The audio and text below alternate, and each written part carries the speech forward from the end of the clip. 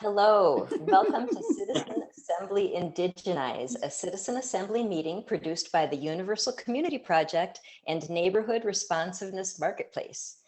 Let's not ask how we can support Indigenous Native Americans with money and flyers, although you can still do that too. Rather, let us ask how we can emulate them and live in holistic balance with each other and our earth. Join kindred spirits in examining Indigenous and Native American community systems and traditions. The program will begin with a presentation of Indigenous thoughts and actions. Then participants will discuss ways of implementing the same in our own daily lives. Participants can return and share experiences, what worked, what didn't. Our program will often center around Sherri Mitchell's sacred instructions. Want to get involved? Just let us know after the meeting. Let's start with a round of introductions to tell our listeners who we are and where we're from, and I'll start. I'm Stacy Gustafson, and I split my time between Northern Michigan and Southwest Texas, and my major focus is holistic community problem solving. Odell, would you go next, please? Sure, I'm Odell Hall from just north of Austin, Texas, retired clinician, and I'm also here in my endeavor to explore community equity. Wonderful, thank you so much. Daniel, would you like to go next? Hi, I'm Dan Tweed. If you live in Thousand Oaks, you may have seen me on the 2018 and 2020 City Council municipal ballot, where I was the kind of dark horse, not spending any money candidate for City Council. I'm an extra class amateur radio person with call sign KK6VDR, and I'm very interested in voluntary relationships versus involuntary and decentralism. And we're a week away from Bitcoin Pizza Day, which is the world's biggest pizza party, celebrating the first commercial transaction on the Bitcoin blockchain back in 2010, when Laszlo paid what would have been $500 million for 2 Papa John's pizzas in Jacksonville, Florida. so we're funding that with non-fungible tokens, which are a form of digital artwork. And I'm going to be interviewed tomorrow actually about pizza in space. So that'll be fun. It's your pizza story. I've got some interesting ideas about how art and pizza can help humanity become multiplanetary. So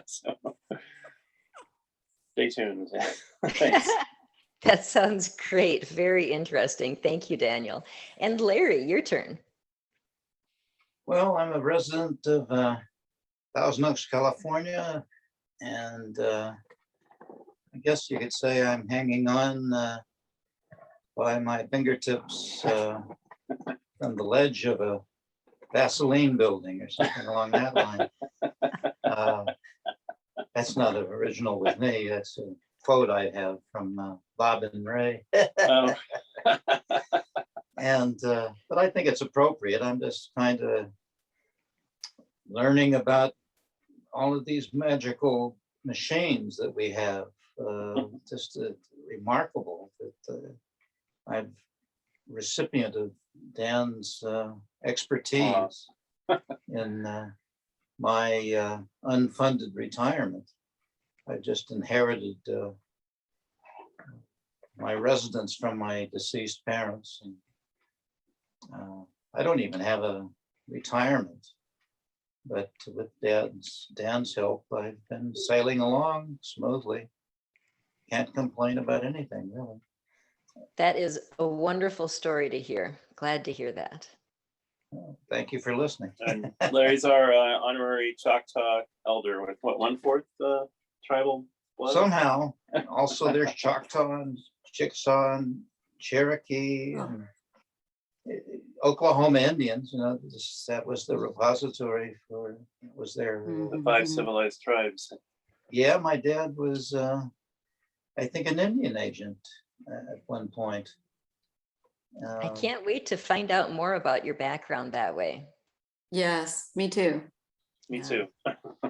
Thank you so much for being here, Larry. And last but not least, Cynthia. Hello, I'm so grateful to be here. Greetings from Fort Smith, Arkansas. I just want to go on record as saying I am also a big fan of pizza, especially when it's free. So thank you, Daniel. I work as a promoter and organizer for agora-ilp.org in an effort to take over the world and make it a better place. And I also work with Radio Hydrogen, producing content to do same. My whole focus is just to make the world a better place. So thank you so much for having me. I'm very excited to be here. Thank you so much for coming today, Cynthia. Thank you. All right, so let's move on to today's presentation. Today we will be discussing Land Back, returning the land to its stewards. I will start screen sharing and proceed with the reading. Are we streaming to YouTube, by the way? I could watch it on a big screen if we are. I do not have the capacity to stream with my Chromebook, but it will be posted later. So we have here, this is a website called Landback, and I found it very interesting and relevant, and I think something that would be great to discuss.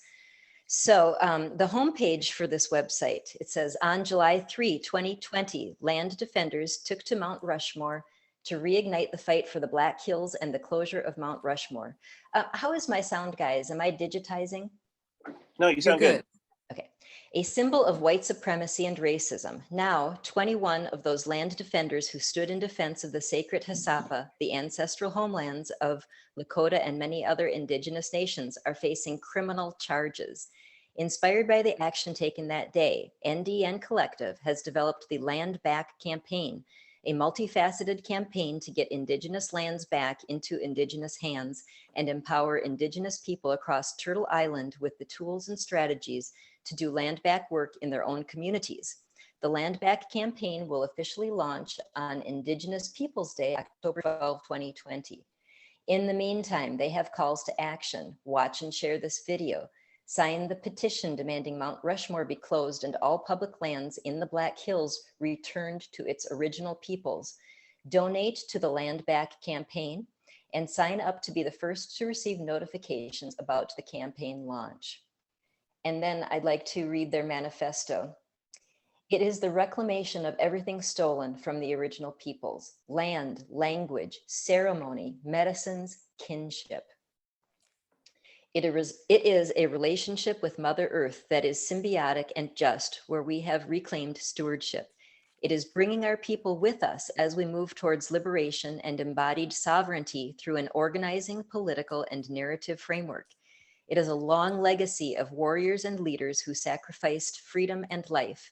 It is a catalyst for current generation organizers and centers the voices of those who represent our future. It is recognizing that our struggle is interconnected with the struggles of all oppressed peoples. It is a future where Black reparations and Indigenous land back coexist, where BIPOC, which is Black, Indigenous, and people of color, collective liberation is at the core. It is acknowledging that only when Mother Earth is well can we, her children, be well. It is our belonging to the land because we are the land. We are land back. And their organizing principles are: 1, don't burn bridges even when there is conflict between groups or organizers. Remember that we are fighting for all of our people and we will continue to be in community even after this battle. Don't defend our ways. Organize to win. Move from abundance. We come from a space of scarcity. We must work from a place of abundance. We bring our people with us. 6, deep relationships by attraction, not promotion. 7, divest, invest. 8, we value our warriors. 9, room for grace, to be able to be human. 10, we cannot let our oppressors' inhumanity take away from ours. 11, strategy includes guidance. 12, realness. Sometimes the truth hurts. 13, unapologetic, but keep it classy. About Land Back. It is a movement that has existed for generations with a long legacy of organizing and sacrifice to get Indigenous lands back into the Indigenous hands. Currently, there are land back battles being fought all across Turtle Island to the north and the south. As NDN Collective, we are stepping into this legacy with the launch of the Land Back campaign as a mechanism to connect, coordinate, resource, and amplify this movement and the communities that are fighting for land back. The closure of Mount Rushmore, return of that land, and all public lands in the Black Hills, South Dakota, is our cornerstone battle from which we will build out this campaign. Not only does Mount Rushmore sit in the heart of the sacred Black Hills, but it is an international symbol of white supremacy and colonization. To truly dismantle white supremacy and systems of oppression, we have to go back to the roots, which for us is putting Indigenous lands back in Indigenous hands. In addition, Landback is more than just a campaign. It is a meta-narrative that allows us to deepen our relationships across the field of organizing movements working towards true collective liberation. It allows us to envision a world where Black, Indigenous, and people of color liberation coexists. It is our political, organizing, and narrative framework from which we do the work. Landback campaign demands. There are 4 of them. 1, dismantle white supremacy structures that forcefully removed us from our lands and continue to keep our peoples in oppression. A, Bureau of Land Management, National Parks Service. 2, defund white supremacy and the mechanisms and systems that enforce it and disconnect us from stewardship of the land. Police, military industrial complex, border patrol, and ICE. 3, return all public lands back into Indigenous hands. 4, consent, moving us out of an era of consultation and into a new era of policy around free and prior informed consent. All right, that is a lot to unpack. Personally, I would love to address terms like decolonization and white supremacy and those types of things. I think that those are really visceral types of things that come up for me when we talk about land back and giving land back. And I'd like to turn it over to the floor now. Does anybody have any comments that they would like to start with? Cynthia. The part I found most interesting was the defund, because in essence they would have to defund the entire system, like the entire system that we currently recognize as our governance was designed with the intention of exterminating them as a people. And then at some point we all collectively decided that that was a bad idea, but left them in the same system that was very effective at exterminating them when it was their focus, and is still exterminating them to this day. Because we were like, oh yeah, that's a bad idea, but yeah, you're still in this system. You're still in this vacuum, just getting pulled through the system and murdered systematically. Well, systematically, I keep using the word system too much, I think. But yeah, that would require a defunding of the entire United States government, which I'm not opposed to. I'm not opposed to that. I'm just saying, if we're going to start naming names, let's look at the whole problem. Like I'm all for defunding. I just don't think they're going big enough with it. And yes, I would like to have a better understanding of how they're defining their terms of white supremacy. Like, are they just talking about white privilege? Are they talking about who are actively racist? Because there are apparently degrees to that, which we're all learning as time passes. So I will cede the floor. I am sorry if I am rambling. Really good points. Thank you. Daniel, you have your hand up? Yeah, as a aspiring politician, not a politician, but there's a saying that, politics, someone once said politics is the art of the possible. And I think when you use words like, supremacy, oppression, I mean, those are kind of trigger words for a lot of people that are not so radical or activist.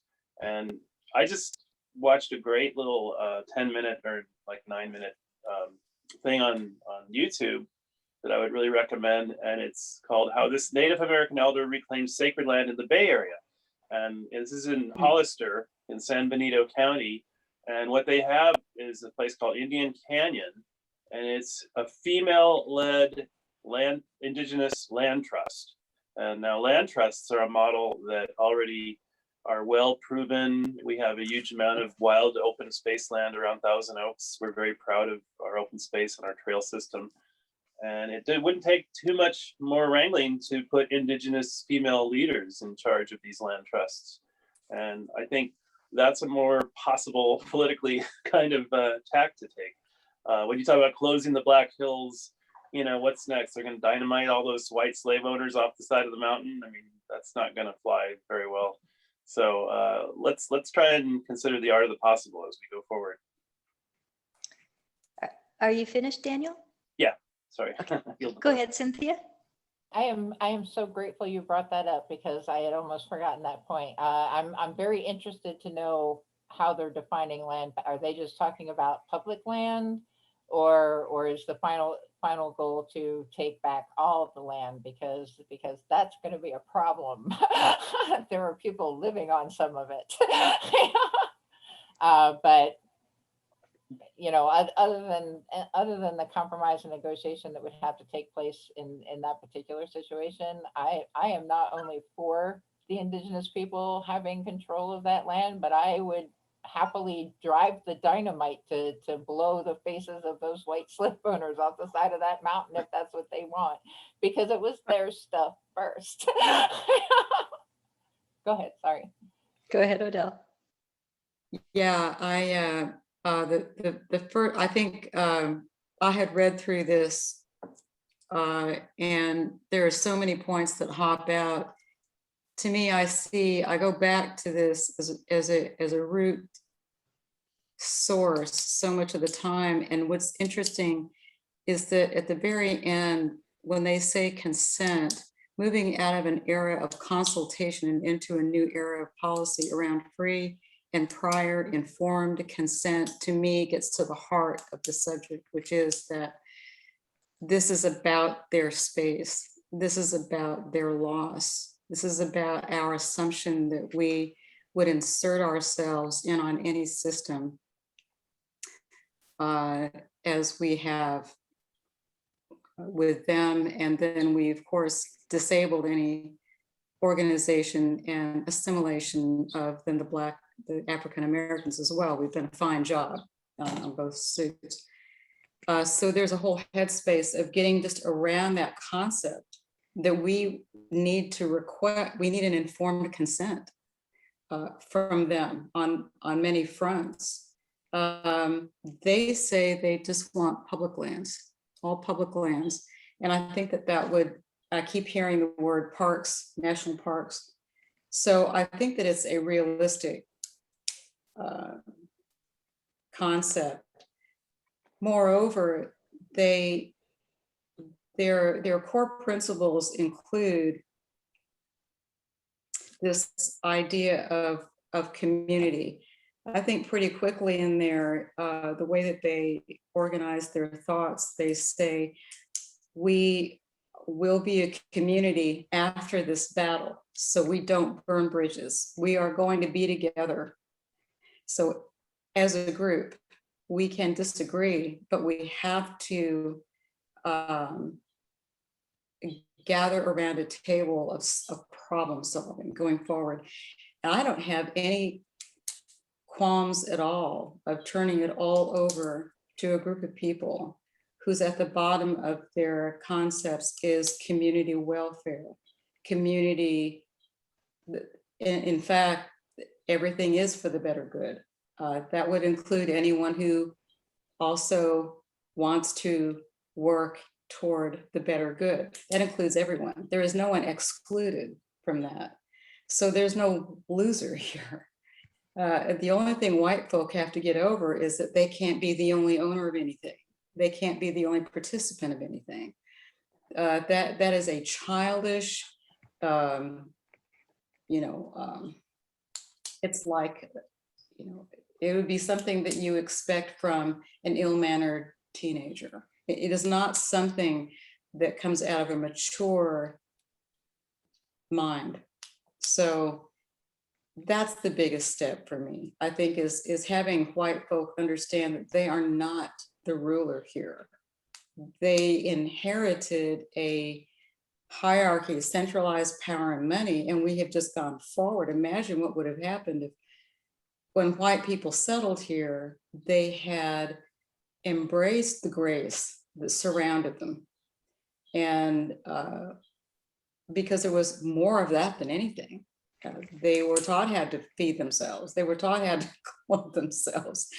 And if we had taken those individuals and then worked toward the democracy of all of us, imagine the capabilities there. But we didn't. We just destroyed them. Yeah, the fact that the way we came in was just completely indecent, immoral, cheating, and it's still going on. That really hurts my heart. And my fear when I was first understanding, I'm going to say it has just been like the last month that I've really started to educate myself about the decolonization movement and Landback. And so when I first heard Landback, I was fearful initially. I want them to have their land back, but does that mean mine? And so to find out that it meant the public lands, at least initially, I thought, well, that's a great idea. And then Daniel, when you said they were talking about why would you not cede those public lands back to the indigenous because they would take care of it. That Right. sounds like, and then the government wouldn't have to be covering the cost, it seems like. Maybe that's a silly thing to say, make them take care of it without the cost, but I'm sorry. The idea of the indigenous taking over our state park seems like a great idea. Now, then I've got this little also fear. I've seen some very militant land back and decolonization websites. And so I would be afraid that we would get some people in there like, okay, we got it back now. No more people, just Native Americans. And well, if that's the way it is, that's fair too. But it would be nice if everybody can use the land. And I'm sure I've offended like 1 million people in that statement. I will cede the floor. Who wants to go next? Cynthia. I wanted to speak to Odell's point because that very much falls in line with the thinking of critical race theory. I don't know if you've heard any of it, but essentially critical race theory says that the truth should be taught in schools, like every single thing that happened with slavery should be taught in schools. Every single thing that happened with the indigenous people should be taught in schools, because it's not until we actually learn our history that we can learn from our history. Right. And exactly. And I saw some of the propaganda on it, and they were like, oh, they want to tell alternate truth. Well, no, they're not telling alternate truth. They're telling their side of the story. That's right. That's a little different. And then they try and make it seem like, well, this is just based on their experiences. And I would say that is a solid sample when you're talking about so many people who have had exactly the same experience. I just want to speak to this one point. There was this woman who had commented, and she was all offended because her daughter came home crying after having heard just some of the truth of America's history. Yeah, it's devastating. And her kid was crying, upset, and she was mad that they had taught her this in the first place. And I would think that yeah, our history is bad. Like,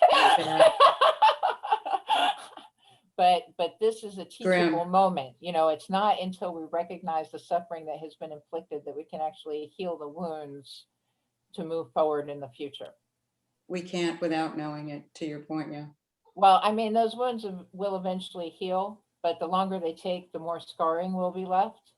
This way, if we heal them quickly, cleanly, and fully, we can actually move on like they did. Yes, this happened. Yes.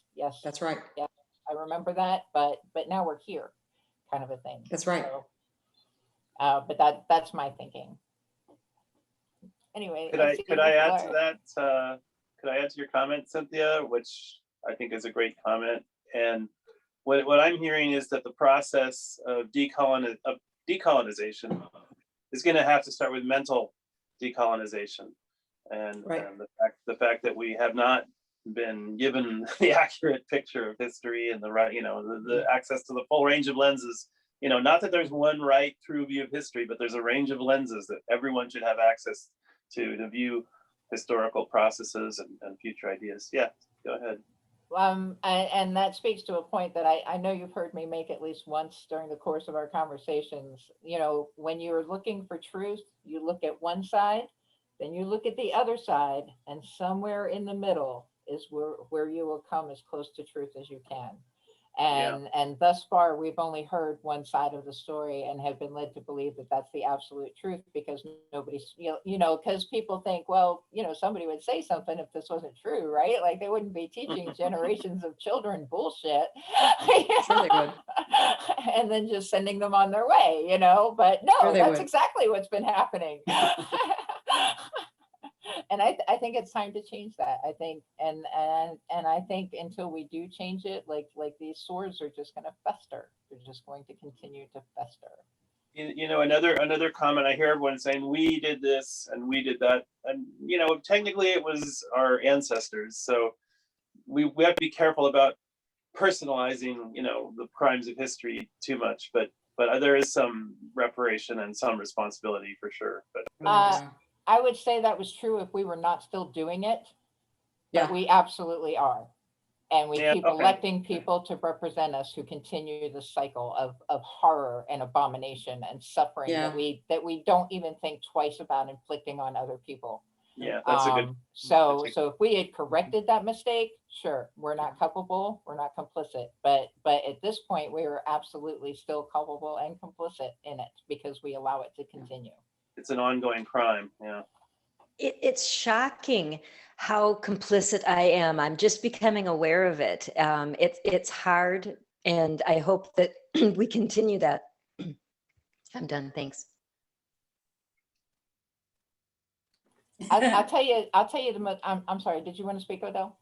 No, after you, go ahead. No, go ahead. I can tell you, because I've been all over the country, and I know people all over the country.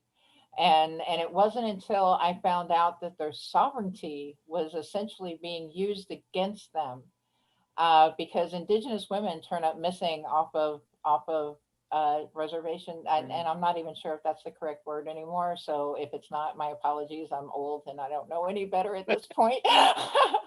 But kidnapped off the reservation, raped, killed, murdered, mutilated, and then dumped back on the reservation, so that they can't be held legally responsible, because the law on the reservation is not American law. And as long as you're an American citizen, you enjoy the benefits of that law. So like there's no extradition process, there's no investigation process.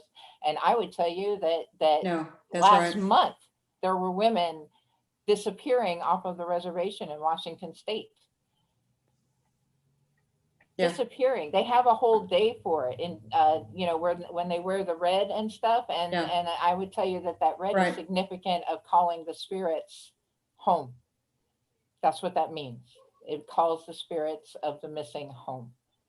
And sorry. Anyway, that was my wake up call. When I was like, how is this still happening? And then I did that thing on forced sterilization, and found out that it was like in the 90s, we were still doing forced sterilizations on Indigenous women, in the system that was designed to exterminate them. Gee, I wonder why. Correct. Yeah. And we did African. It wasn't until as recent as 1970 that it became legal for Native Americans to renew their tribal practices. I mean, I couldn't believe that. It was like all the way up to, they just took that ban off as recently as, when I was 10 years old, 1970. Odell? Yeah, when you mentioned history, the task of white people, as I listen to white people, as I am a white person, is to go through a series of stages. I don't even sure how I'd list them, but we go through a stage of coming from where we were raised. We were raised in whatever manner we were. And we go through a pretty much standard schooling. And then we have personal or public events that we are encountered with either at work or on the news that may open our eyes to some parts of it. But then we get to a point where we come to a tipping point where we go, wait a minute. I mean, this is really bad. How bad is it? And there's something that drives us to, it might be the missing women, it might be Pine Ridge, it might be, the killing of a Black man on video again. Finally, we get to the point where we come to a place where we go, all right, what's the real truth? And that's what white folk need to, in order to decolonize, in order to even get to square one in any conversation, we have to grapple with what is.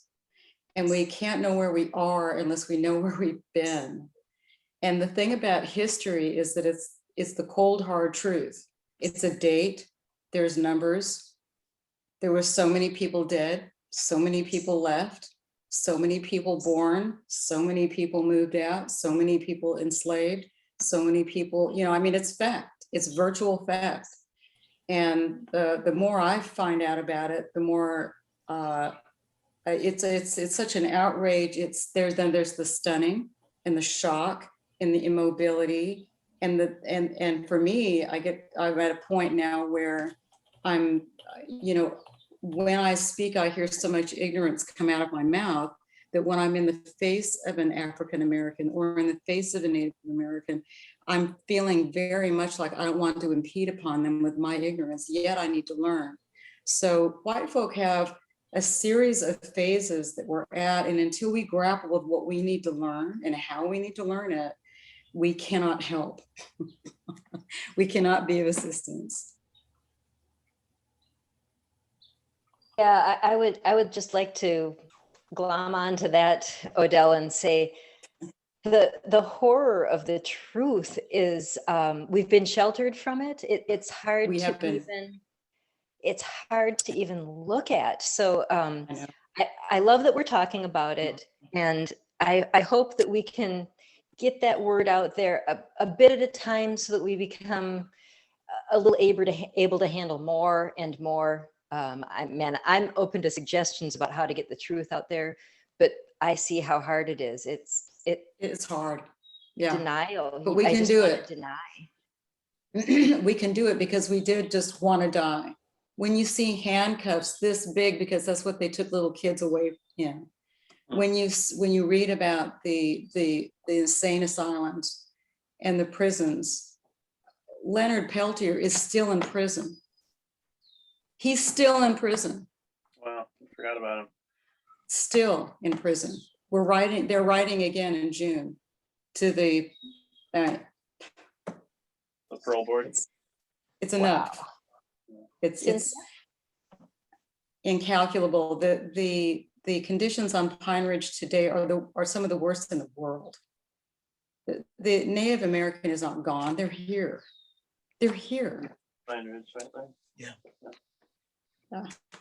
Go ahead, Cynthia. Yeah. Oh, I'm sorry. I'm done. Okay. I'm very grateful you said that, Odell, because my point was going to be as we're having this conversation, we're referring to they, them as if they are other. And I don't Yes, see ma'am. it that way. When I learned about what was happening to Indigenous women, like I saw that just as a woman on this planet. Like, how would I feel if my daughter just, if I was living in the United States of America and somebody came in from another country and kidnapped my daughter, how would I feel about that? How would I feel about Sure. people coming in and taking my children from me and sending them to an Indian school?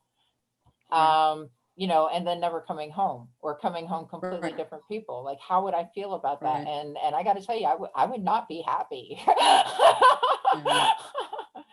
No, And I it's would also state, devastating. I would also state, because I was actually at the ceremony that they did at Turtle Island when they were discussing this, and right now they're pushing back a little bit, and it's not going to be but a couple more generations that if we're not willing to compromise and I understand. get That's ourselves right. together, they're just going to take it back because right. we obviously can't be trusted with it. No, What do and you that's our mean, Cynthia? grandchildren. I'm not up on this. So when you say they're going to, are you talking about a military action to take a piece of land? I'm saying that they are compromising now and they're pushing back a little bit by being like, yeah, the truth hurts, but if you're offended by it, well, Yeah. then you're part of the problem. And That's right. it is exactly that problem that has been the reason for every right. uprising in history. Every uprising in history has started exactly this way. Hey, we're suffering, we don't like it, fix it. Hey, we're suffering, we don't like it, fix it. Hey, we're suffering, we Hey. don't like it. That's right. That's right. Get off my foot. And then it doesn't get fixed and and then finally, it hits a crisis point. And this is no different than any other moment in history, in my opinion. This is the opening, hey, we're suffering, do something. So Yep. I think Daniel had his hand up first, and then Odell. First, I want to welcome the Control Your Government Igora leader here, Cesare. Thanks for showing up. And to amplify on what your point was, there's a famous speech that Malcolm X gave before he was assassinated in '65. And to paraphrase, it's like every war in human history has been about land. How was it obtained? Bloodshed. You can go back in history and it's basically a series of people shedding blood over who's going to get the rights to use what land. And, this was not a big problem in human prehistory because people were hunter-gatherers and they moved around. They didn't try to monopolize or collect rent on particular parcels of land. But when agriculture came about, it became pretty essential to have monopolistic Cesare points out there was some monopolistic behavior toward land, but on the most part, I think hunter-gatherers were less bloodsheddy over their land than post hunter-gatherer. When you had agriculture, maybe this is a subject of historical inquiry, but I would say land rights became way more problematic and bloody after the advent of agriculture.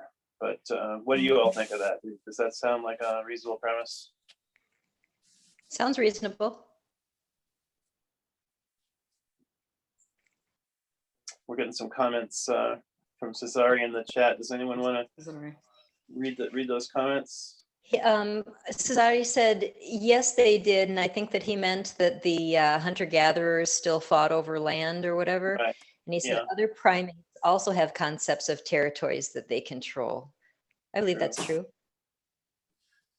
That's why I like the land trust idea, and especially women-led land trusts would be a great way to go. And Cynthia said, I would say they were more territorial as a matter of survival. There is a difference. I believe that's true too. Odell? Yeah, I was going to get back to, I was thinking more about Cynthia's comment about us and them and how it is that we share this. And while fortunately we fundamentally do in fact share these experiences, particularly as women specifically. One thing I wanted to point out from their manifesto is a statement that they have in their manifesto and on Landback, and it is recognizing that our struggle is interconnected with the struggles of all oppressed people. That's all of us. That goes back to all of us that are not the 1%, they're not being, so that is where our ground joins. And as long as we are bewitched through our ignorance as white people into not activating and to decolonize, then we find ourselves on the opposition of that, not intentionally, but that is our challenge, is to inform ourselves. But to your point, and I think gladly so, that it is a common thread that can be found there, where we can focused on our interconnectedness. I truly believe that the Native culture is brilliant at working with a diverse community. They worked with themselves. They had wars, but they worked it out. I mean, it wasn't like they came up with systems and lived within them. Everyone had enough.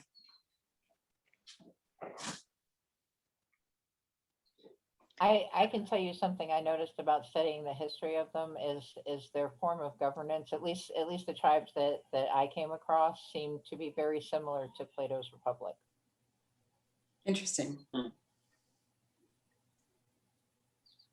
Yay for Plato's Playground, the weekly show. I guess I was thinking about when I hear or heard the words decolonize to begin with, and you hear what we did, it sounds very, very bad for us.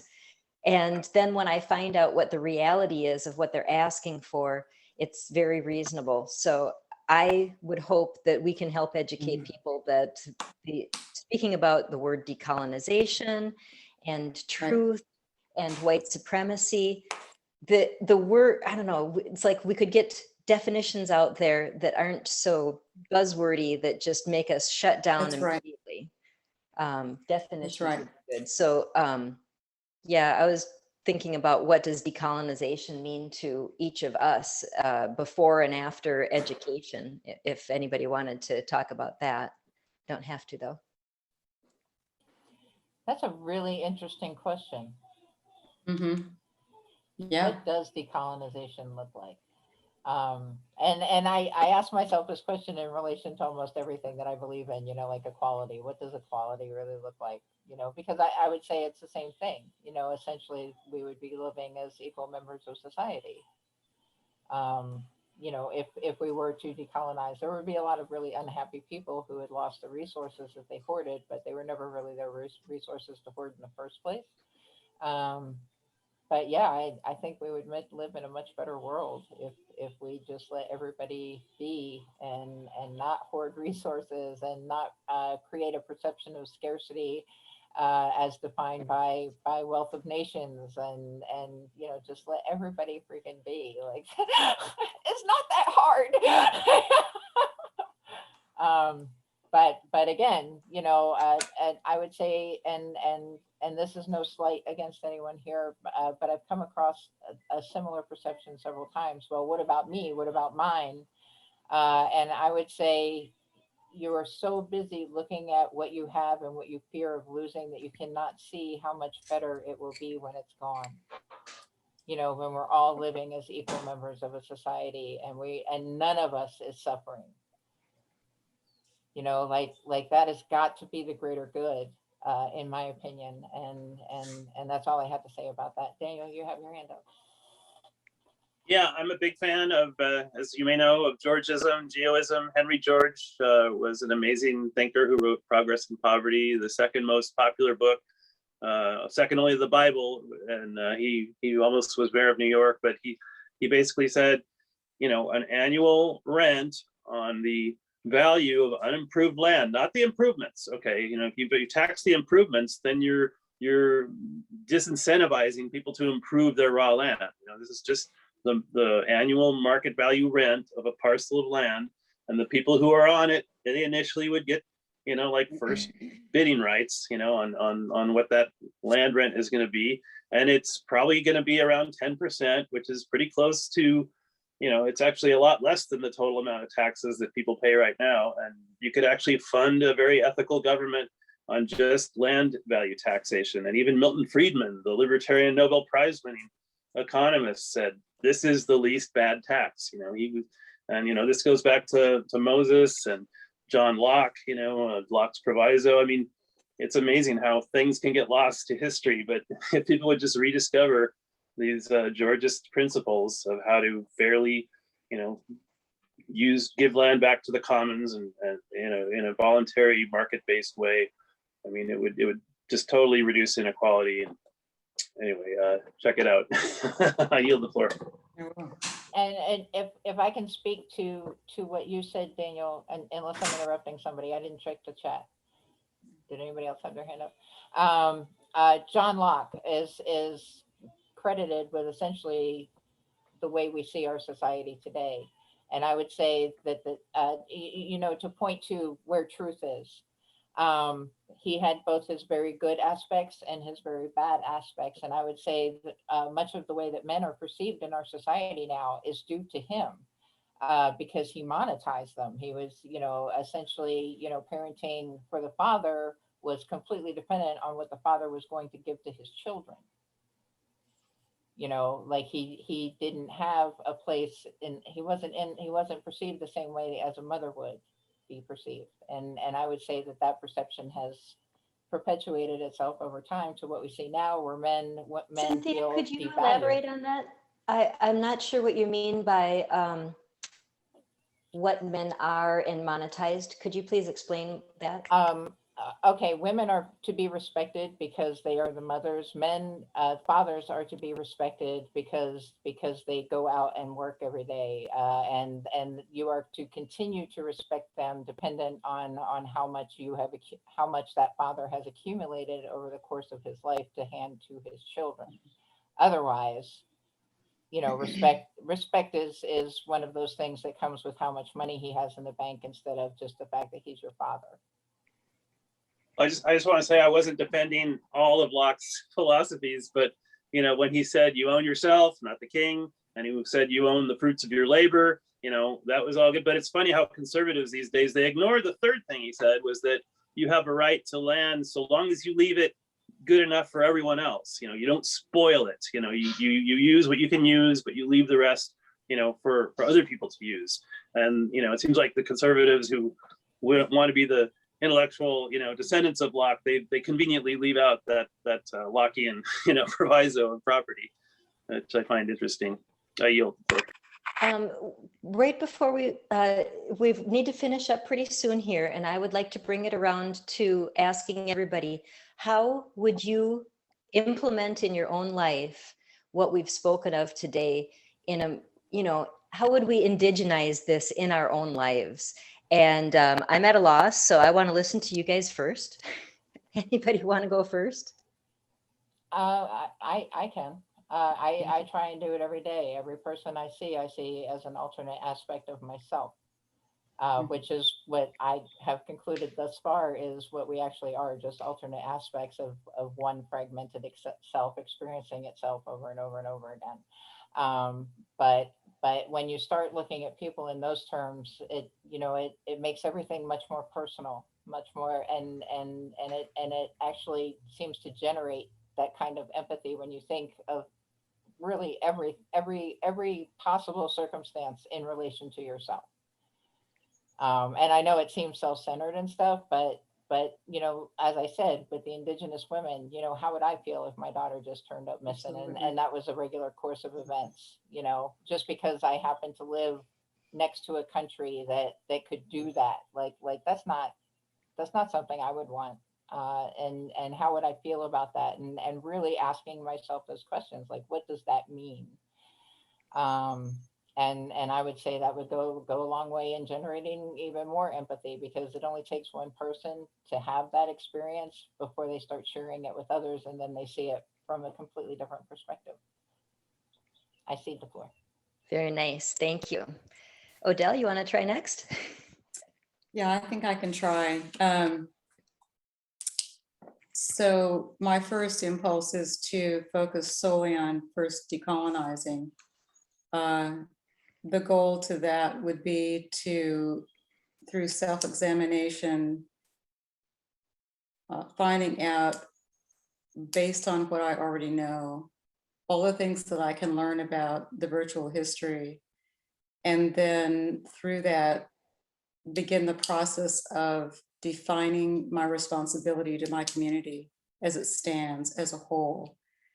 Having not been raised, when you're raised in privilege, you cannot see. So my responsibility at first is to see. And then from having what I see, then to learn from what I see, and then commit to the responsibility involved in returning a society back to normal again. And it's a long process.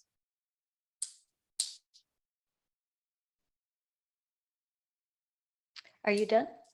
Yeah. Okay, very nice. Thank you. Sazadi, do you have something you'd like to add to that? Certainly. So I think if you want to indigenize or be indigenous, the key to that is to not call other people, not consider other people as more indigenous than you are, because that's just like defeating your whole agenda right there. So if you want to be indigenous, be indigenous. And so that means we're here, we're on this land. So are Native Americans, or actually maybe we should call them Turtle Islanders, because that's what they were before the Europeans arrived. But whatever, we're here. And the question is, what do the Turtle Islanders want? Do they want sovereignty? Do they want independence? Do they want to just have their portion of the land to administer as they will? Or do they like the way that we're running things in the currently established United States of America? And which, by the way, should be called United States of Fredonia. I think we have a citizen assembly on Wednesday discuss the renaming of USA to United States of Fredonia. But anyways, maybe they like United States of Fredonia, and maybe they want to be part of that. Well, if they want to be fully integrated in that, then they need to lose their special privileges and actually become fully integrated as Fredonians.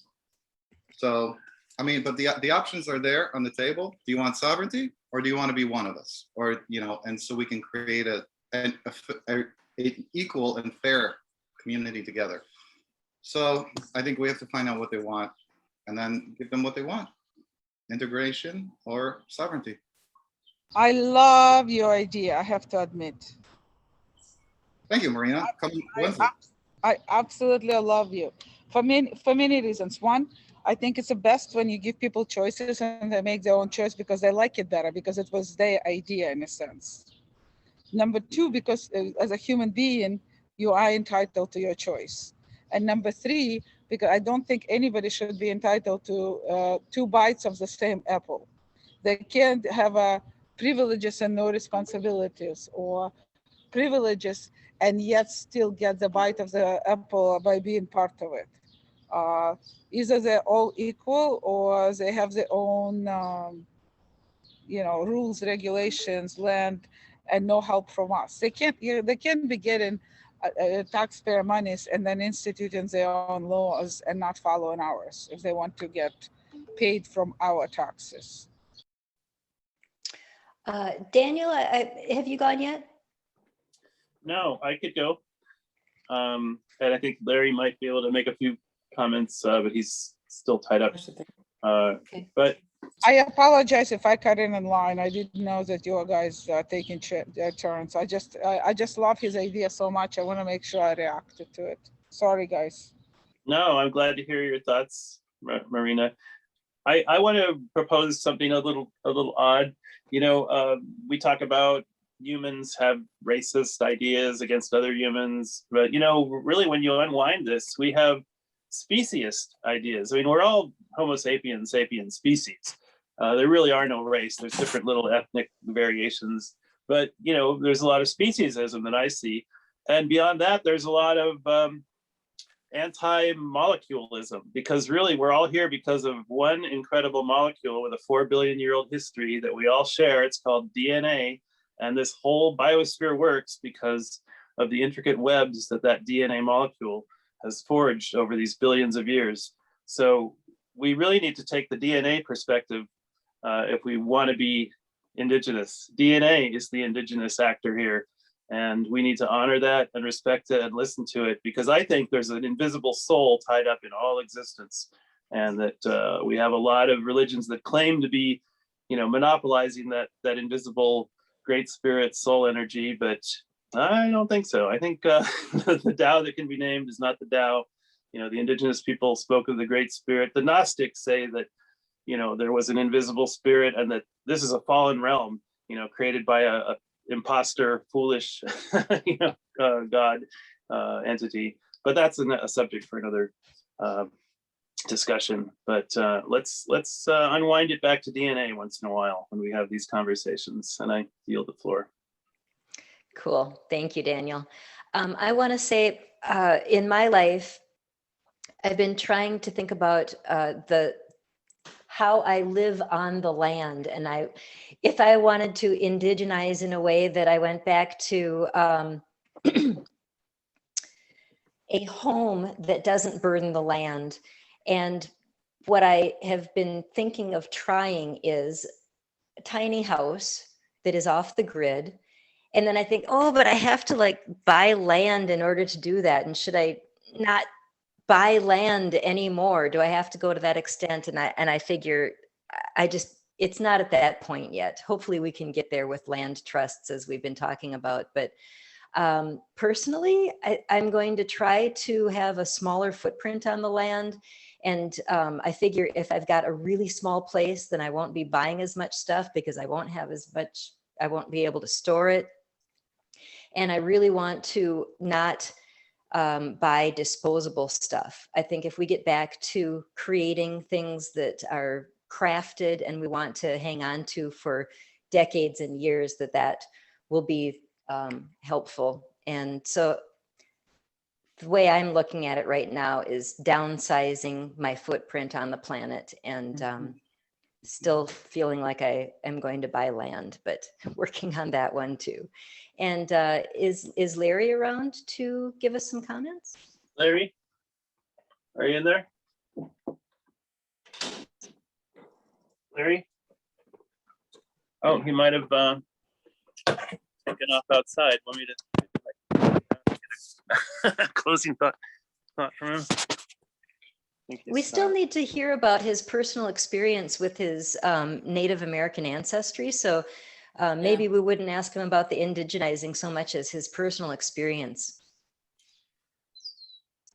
Anyway, this is what our front yard looks like. There's a bunch of little palm trees growing up.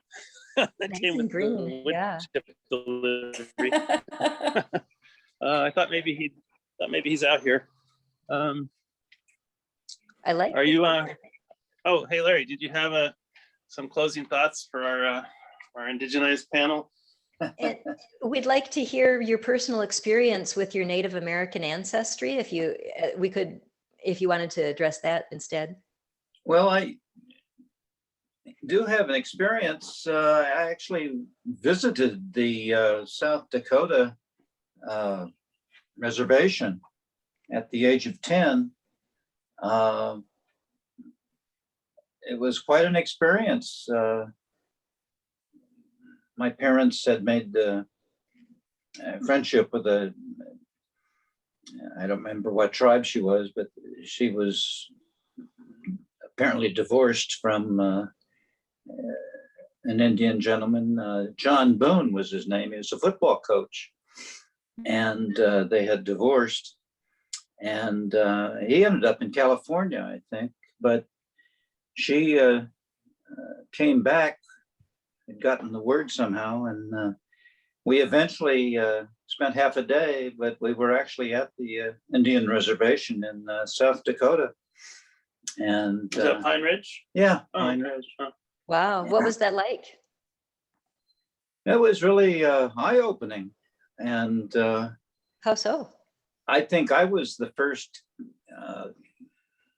well, I don't know this, but it seems that I was a curiosity to the other Indian kids. And I was 10, I was small for my age. And, but we were well received. We were kind of Martians, I guess, to the kids.